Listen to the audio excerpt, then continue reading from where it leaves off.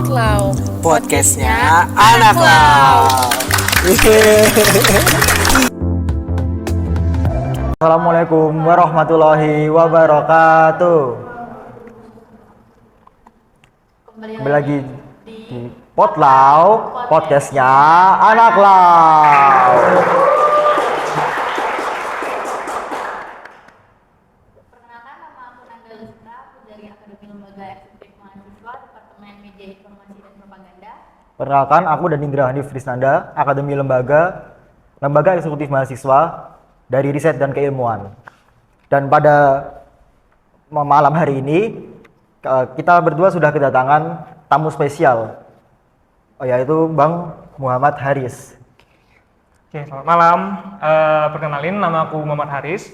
Aku mahasiswa semester 7 dan aku salah satu partner IPTL atau Intellectual Property and Technology Law dari BLC FHUI atau Business Law Community FHUI. Oke, sebelum kita mulai pembahasan kita pada malam hari ini, aku mau membacakan CV dari Bang Haris terlebih dahulu. Yang pertama, Legal Intern, Law Office Airline Lopri and Partners dari November 2023 sampai sekarang. Volunteer Staff, Intellectual Property Rights Center, Faculty of Law, Universitas Islam Indonesia dari Juni 2023 hingga sekarang. Partner of Intellectual Property and Technology Law atau IPTL, Business Law Community FHUI dari Maret 2023 hingga sekarang. Dan Nanda, kita mau bahas apa malam ini? Menurut aku topik yang kali ini tuh bakalan menarik banget karena kemarin tuh kan sempat rame tentang pemblokiran TikTok. Ya. Jadi kita bakal bahas tentang pemblokiran aplikasi belanja TikTok Shop, mengenai tinjauan dan aplikasi hukum pada e-commerce. Oke Bang, jadi kan seperti yang kita tahu nih Bang, TikTok Shop itu kan dulu dibuka, sempat ditutup lagi, dan baru aja kemarin pada saat sebelum video ini di-tag, TikTok Shop sudah dibuka kembali. Nah itu kok bisa kayak gitu sih Bang? Kenapa kok awalnya TikTok Shop itu ditutup terus kok dibuka kembali, itu kenapa? Oke, bismillahirrahmanirrahim.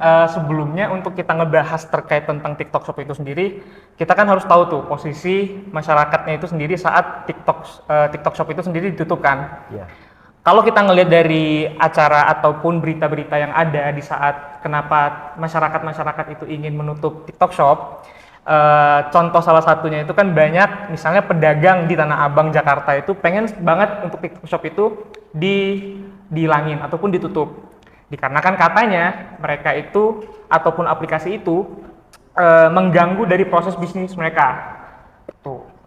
Dan setelah audiensi itu terjadi suatu regulasi ataupun penciptaan regulasi dari peraturan Menteri Perdagangan kita nomor 31 tahun 2023 itu terhadap tentang bagaimana masyarakat agar kita itu menggunakan TikTok Shop itu dibatasin. Nah, tapi kita sebelum ngebahas lebih jauh terkait hal tersebut, regulasi ini tuh sebenarnya fungsinya apa? Nah, sekiranya tuh kalau kalian tahu terhadap tentang regulasi ataupun Permendak 31 2023 ini kan sebagai batu loncatan untuk TikTok Shop ini tuh dibatasin. Karena apa? TikTok ini kalau sebelum dari ada Permendak 31 2023, TikTok kan punya dua fungsi ya. Dia sebagai media sosial dan dia juga sebagai transaksi e-commerce. Nah, di Permendak 31 2023, hal ini menjadi suatu yang tidak boleh dilaksanakan kembali dikarenakan e-commerce dan social commerce atau sosial media dalam sebutan Permendak 31 2023 ini adalah dua hal yang berbeda dan tidak boleh dalam satu aplikasi yang sama gitu. Oke. Terus kalau dengan pembatasan TikTok Shop ini akhirnya keluar regulasi Permendak ini, sebenarnya untuk UMKM sendiri ini diuntungkan atau dirugikan Bang? Karena ada UMKM juga yang dia tuh sumber penghasilannya di TikTok Shop ini. Dia kalau nggak ada TikTok Shop, dia nggak bisa jualan. Oke. Untuk terhadap hal tersebut, sebenarnya kalau nggak ada sebenarnya ini tergantung dulu siapa. Kan faktanya tadi yang aku bilang di awal itu kan terhadap orang-orang yang nggak gunain TikTok. Misalnya contohnya itu adalah pedagang-pedagang Tanah Abang. Namun ada orang yang berjualan dengan gunain TikTok Shop dan mereka berhasil dengan gunain TikTok Shop tersebut malah menjadi income utama mereka gitu loh, sebagai primary income mereka dengan menggunakan TikTok Shop sebagai media mereka.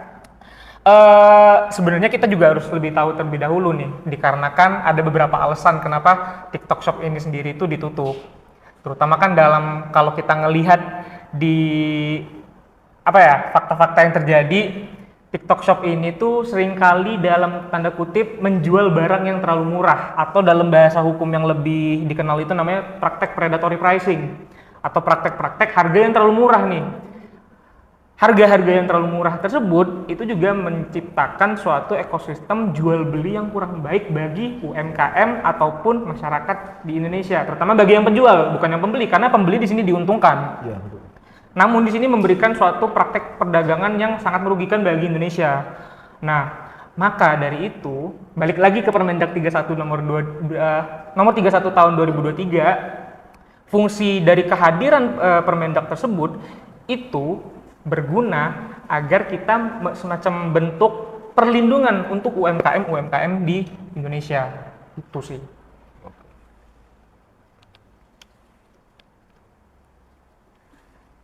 Saya nggak bertanya lagi nih. Nanti di-cut. Dampak e-commerce terhadap perekonomian Indonesia dan faktor-faktor apa yang mendukung pertumbuhan sektor ini di negara Indonesia ini? Gimana? Diulang lagi? Dampak e-commerce terhadap perekonomian Indonesia dan faktor-faktor yang mendorong pertumbuhan. Kalau pertanyaan itu sebenarnya lebih ke ini sih.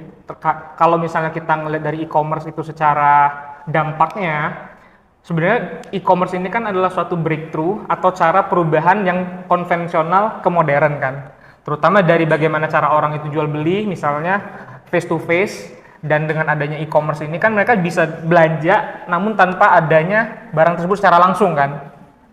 Dan ini kan semacam dampak yang dalam tanda kutip yang luar biasa, karena potensi dari e-commerce ini sendiri kan menjadi membuka peluang bagi orang-orang yang ingin menjual, namun mereka harus tanpa mengget orangnya secara langsung terlebih dahulu, atau kayak buka pasarnya dulu secara langsung, atau buka stallnya dulu secara langsung. Terutama misalnya orang-orang yang ingin berdagang secara online, itu kan memudahkan dari segi mereka proses penjualan gitu. Oke, aku mau kembali lagi nih Bang ke TikTok Shop yang sekarang ini udah dibuka lagi. Aku lihat TikTok Shop itu yang sekarang ini itu hampir nggak ada bedanya sama TikTok Shop sebelum keluarnya Permendak itu. Nah, apakah TikTok Shop yang sekarang ini dia menyalahi aturan Permendak tersebut? Oke, mungkin di sini aku nge-clarify dulu ya terhadap hal tersebut. Jadi kalau misalnya kita teman-teman tuh baca berita untuk per tanggal berapa nih? Tanggal 14 Desember ini. Jadi peraturan Menteri Perdagangan kita Zulkifli Hasan itu beliau itu menjelaskan, oke, TikTok sama Tokopedia itu tetap boleh nih berjualan. Tapi mohon algoritmanya itu adalah algoritma yang menguntungkan untuk para UMKM. Jangan sampai memunculkan suatu praktek perdagangan yang menimbulkan kerugian untuk UMKM Indonesia. Kan itu kan menjadi suatu hal yang sangat bermasalah banget ketika sebelum dikeluarkannya peraturan Menteri Perdagangan tersebut, terutama yang 31 2023. Dan menurutku ya ini upaya-upaya yang sangat baik dari pemerintah agar perlindungan terhadap UMKM ini juga menjadi suatu hal yang memang diutamain, terutama dalam kesejahteraan mereka berjualan, dan membentuk suatu ekosistem yang lokal pride kita untuk beli barang-barang yang dari Indonesia itu Indonesia itu sendiri itu dimudahkan. Dan ini aku juga mau ngasih tahu juga ke teman-teman ya. Jadi untuk TikTok yang sekarang itu kan juga diawasin tuh oleh Menteri Perdagangan kita. Betul. Jadi Menteri Perdagangan kita itu ngawasin TikTok agar mereka itu nggak buat ulah untuk menjual barang-barang yang tanda kutip terlalu murah. Apa tuh upayanya? Contohnya, upaya yang pertama mereka lakuin kalau misalnya teman-teman ngebaca dari Permendak 31 2023, itu ada namanya kalau misalnya kita mau beli barang luar negeri, itu pertama harga minimumnya adalah 100 US dollar. Tuh, itu yang paling ditekenin dulu, 100 US dollar. Itu sebagai batas minimum harga yang bisa masuk barang-barang luar negeri ke Indonesia. Dan yang kedua, barang-barang yang bisa masuk ke dalam Indonesia adalah barang-barang yang masuk ke dalam daftar positif atau positive list. Intinya daftar positif itu adalah barang-barang yang boleh masuk gitu loh ke dalam Indonesia. Dan yang ketiga, barang yang masuk ke Indonesia itu adalah barang-barang yang jelas. Nah, jelas ini adalah siapa yang buat ini jelas. Produsen PT luar negerinya ini jelas secara legalisasinya ataupun secara produksinya itu jelas, dan terhadap untuk barang-barang yang sifatnya kayak halal dan haramnya itu juga jelas, dan itu butuh sertifikasi dari pihak luar negerinya ke Indonesia untuk meminta sertifikasinya yang secara jelas. Dan yang terakhir, barang-barang tersebut nggak boleh dalam tanda kutip ya yang dibawa harga lagi. Jadi mereka kalau bisa adalah barang-barang yang tanda kutip tidak melanggar dari ketentuan Menteri Perdagangan nomor 31, Peraturan Menteri Perdagangan nomor 31 tahun 2023. Tuh. Berarti nggak bisa lagi ya kayak misalkan toko yang ini tuh harganya di bawah ini, terus toko yang ini bersaing nih kayak harus di bawah lebih dari ini. Nah, mungkin lebih ditekenin terhadap barang-barang yang dari luar negeri yang bersifat jadi. Jadi kayak misal kalau misalnya kita analoginya kayak aku mungkin beli iPhone ini mungkin di luar, aku beli 9 juta harga firstnya. Tapi kan kalau sudah masuk Indonesia kan ada namanya PPN, ada PPH, dan ada lagi pajak-pajak yang lainnya. Dan kalau misalnya udah masuk kena bea, dan harga tersebut pasti udah nggak bersifat yang lebih mahal lagi kan, karena ada proses perpajakan dan proses beanya juga yang mesti dilalui. Dan apa ya, kalau aku tadi hampir lupa tuh jawab terhadap pertanyaan si Dani tadi. Dani tadi kan bilang tuh TikTok Shop yang sebelumnya dan awal ini kan tetap bisa tuh buka aplikasi. Iya. Sebenarnya gini teman-teman, jadi kalau misalnya langsung dari menterinya itu Zulkifli Hasan itu bilang TikTok itu tetap bisa untuk sekarang diberi kemudahan dulu, bisa ngelakuin media sosial dan jual beli dalam satu aplikasi. Namun after 4 bulannya itu mohon proses transaksinya itu dilakukan oleh Tokopedia. Jadi kalau misalnya skema yang bisa digambarin dengan mudah itu adalah TikTok itu sebagai sosial media yang menggambarin barang-barangnya, ngasih gambaran dan lain sebagainya. Namun pas kita pencet barangnya, after 4 bulan nanti, itu bakal diarahin ke Tokopedia. Jadi proses transaksi itu dipegang bukan dari TikTok lagi, namun sudah Tokopedia.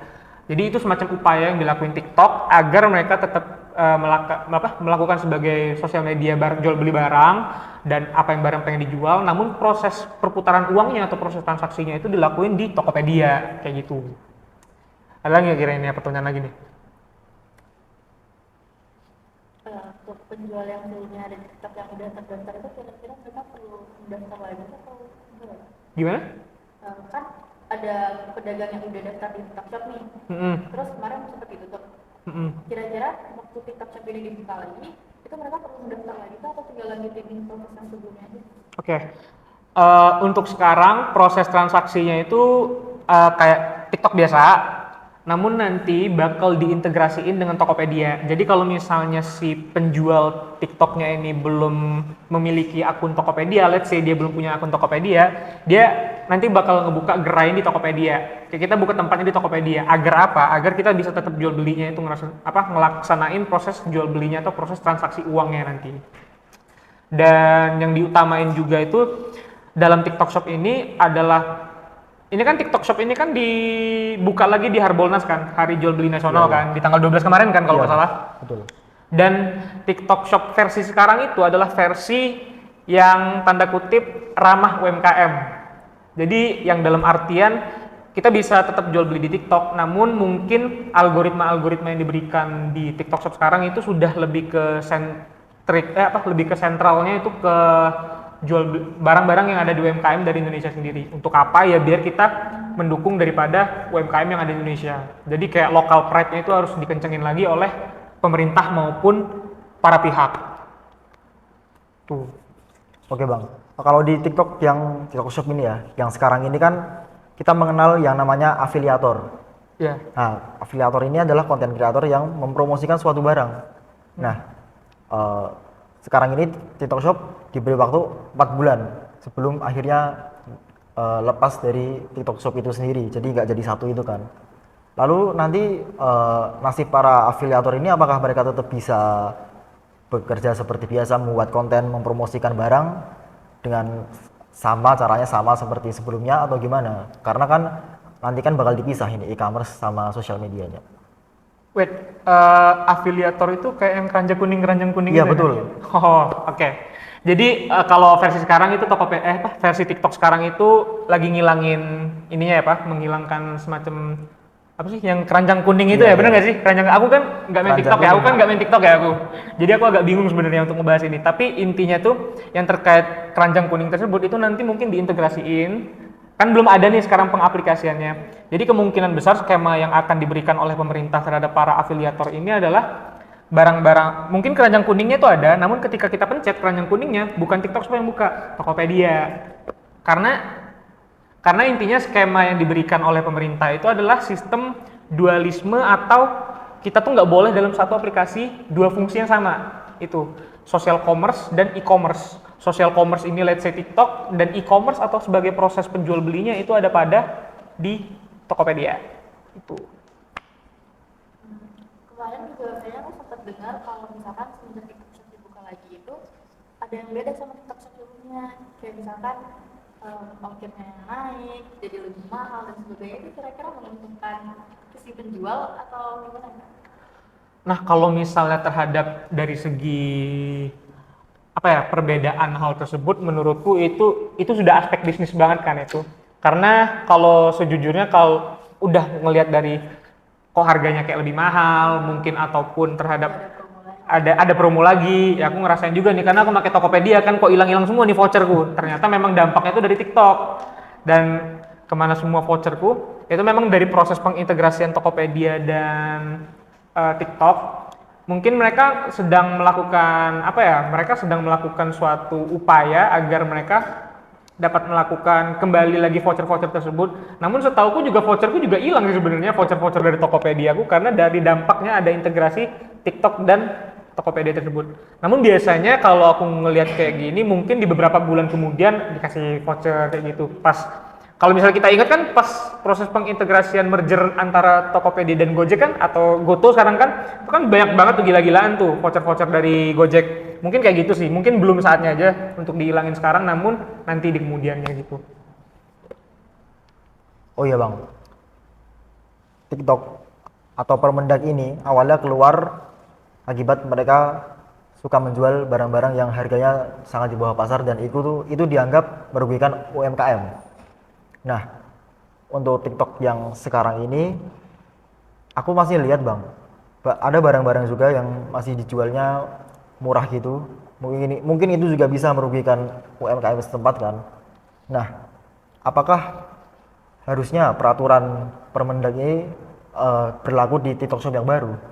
Jadi barang-barang yang dijual murah ini yang mungkin merupakan barang impor yang istilahnya ilegal gitu, nggak masuk ke Indonesia. Oke, yang pertama terhadap barang yang dijual murah itu kita pertama kali kita harus mencari ya penginvestigasikan harga tersebut itu kenapa. Let's say aku penjual memang dengan harga murah dan aku mampu buat jual harga murah, tapi apakah barang murahku itu dari hasil luar negeri? Kan belum tahu tuh. Iya. Berarti kan kita nggak bisa tuh menduga-duga ini barang otomatis dari luar negeri ini. Biasanya kalau harus ada keterangan yang jelas terhadap barang-barang itu hasilnya dari mana.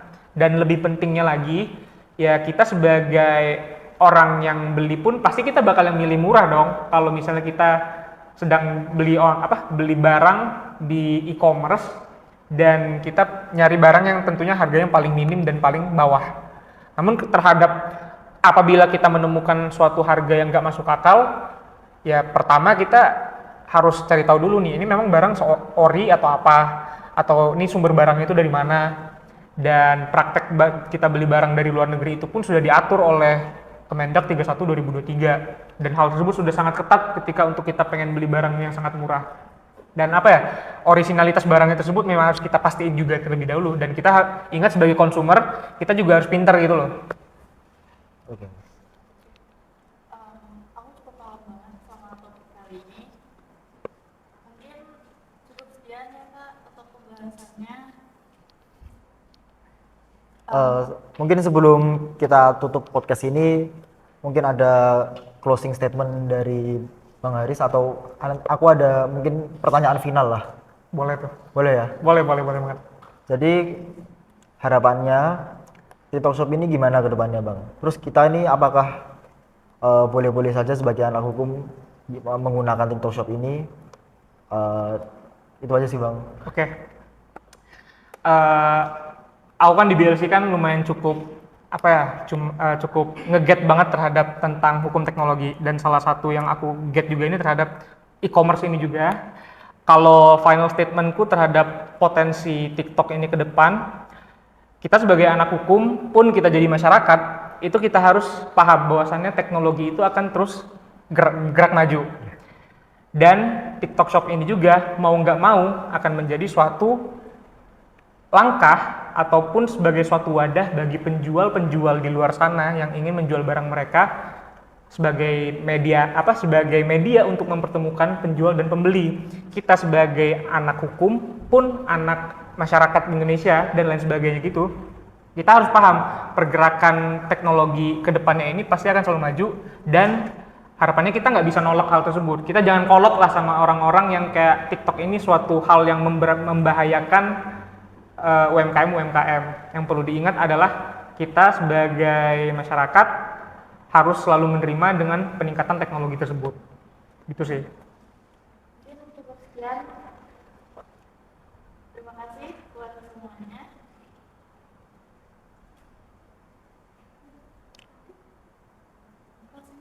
Oke Bang. Gini aja deh Bang. Aku bikin pertanyaan aja. Dikat aja. Kenapa? Aku bikin pertanyaan final lagi. Final lagi nih? Iya final lagi. Finalnya 2 Bang ceritanya. Oh ya, siap. Jadi semisal TikTok Shop ini pada akhirnya dia dihilangkan total dari hadapan kita. Dia nggak boleh lagi di-banned lah di Indonesia. Nggak boleh lagi di-banned itu gimana tuh maksudnya? Maksudnya, sorry. Maksudnya dia di-banned dari Indonesia, dia nggak boleh beroperasi lagi di Indonesia. Okay. Nah, menurut Abang, apakah itu sebuah langkah yang bijak? Ketika kita terlalu restriktif banget terhadap hal tersebut, malah kita, menurut pandanganku itu bukan merupakan suatu langkah yang sangat bijak dilakukan oleh pemerintah. Dikarenakan pertama, faktanya TikTok Shop itu memang benar-benar memberikan rezeki bagi orang-orang yang berjualan tanpa harus mempertemukan mereka dengan pembelinya. Itu salah satu kasusnya, itu ada salah satu temanku yang berjualan di TikTok Shop, dia itu mampu kayak let's say berpenghasilan hingga 500.000 dalam sehari. Ketika TikTok Shop itu atau tutup di saat beberapa bulan kemarin, dia langsung nol tuh. Berarti kan memang TikTok Shop ini kan sebagai suatu peluang. Apabila memang TikTok Shop ini ditutup dan kita disuruh balik lagi ke proses konvensional, menurutku juga bukan langkah yang baik juga, karena orang-orang itu sudah nyangkut banget sama HP itu loh. Udah mulai nyangkut sama namanya media sosial, pun media sosial yang sudah terintegrasi dengan e-commerce, let's say. Karena apapun yang kita pengen sekarang itu sudah sangat mudah dan terjangkau untuk mencari barangnya, terutama dengan satu ketik ataupun beberapa pencetan doang gitu loh di HP. Apapun yang kita pengen sudah pasti langsung dapat gitu. Mungkin sekian dari kita. Kak Haris mungkin ada closing statement? Closing statementnya 3 kali nih ceritanya. Bingung aku.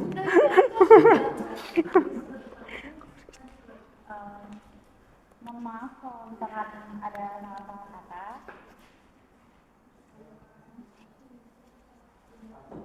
Terima kasih buat Kak Haris juga. Sama-sama, aku thank you juga udah di-invite untuk ngomongin TikTok Shop ini. Sekian, assalamualaikum warahmatullahi wabarakatuh. Waalaikumsalam warahmatullahi wabarakatuh.